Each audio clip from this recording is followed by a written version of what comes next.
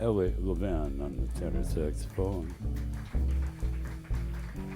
Ras Moshe on the tenor saxophone. Alex Obert on the bass. Mike Wimberly at the drums. Anders, we just met, I don't even know his last name yet, but Anders on the guitar. Beautiful cat. I'm John Sinclair. Nice to be in your neighborhood tonight. I'd like to do some numbers, a series of numbers from an elongated work in verse dedicated to the music of Thelonious Monk. Starts with this one called Humph.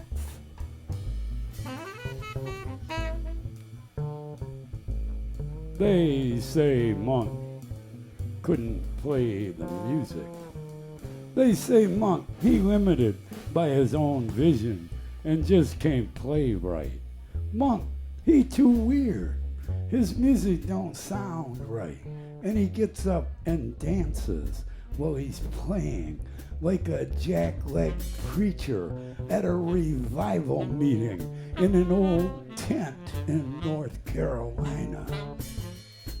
They say Monk sound too much like a whorehouse piano player from some free Harlem ghetto, stuffed with backwoods renegades and sporting women and gamblers, street-level intellectuals.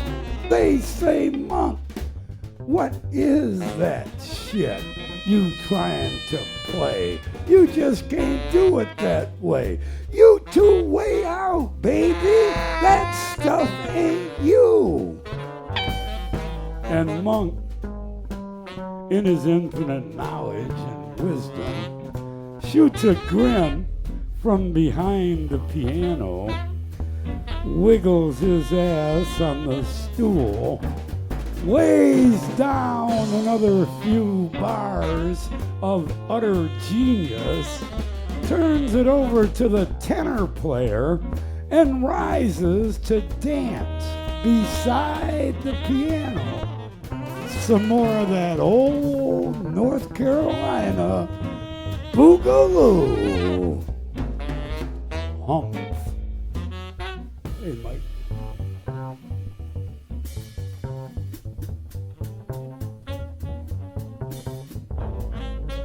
Well, I like the sound of this a lot better, thanks.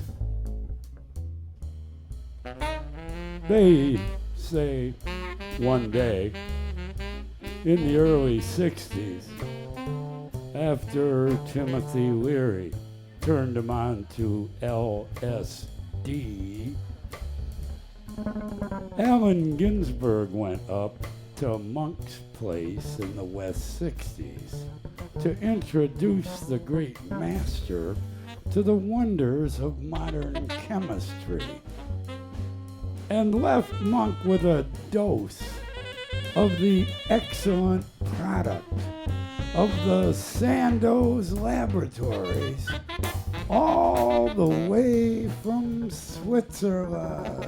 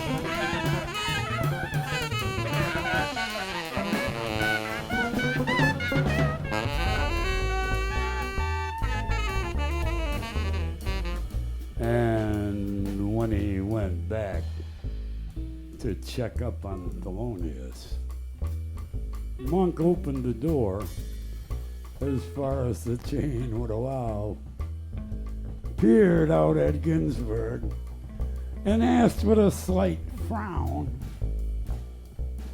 "Man, have you got any more of that stuff?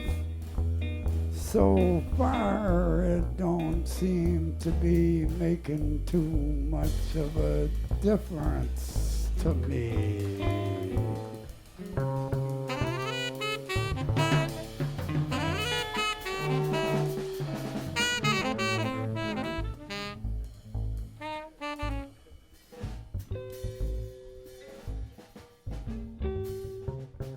Any day can be the lucky one, or the one with your number written all over it. 1, 2, 3, 507 in the poet's case, walking out the front door of the penitentiary, 8:30 p.m., 14 years ago this writing. 2 times 7 years, the cycle of struggle to make it through in one piece, on the yard or in these streets. Anyone who can pick up a frying pan owns death, Burroughs said. And sometime in New York City, coming home from the recording studio, walking up to his front door, John Lennon with a gun stuck in his face. Oh, sweet giant of song, with heart of huge dimension and eyes deep in the sky.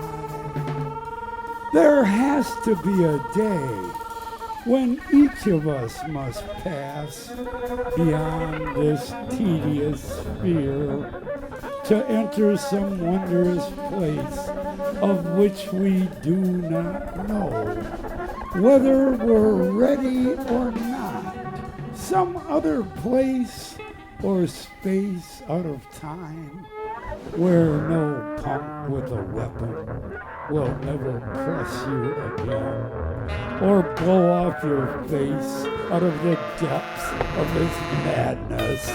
No one will hold us against our will in a cell with bars in front and back, 6 feet by 4 feet by 8 feet high.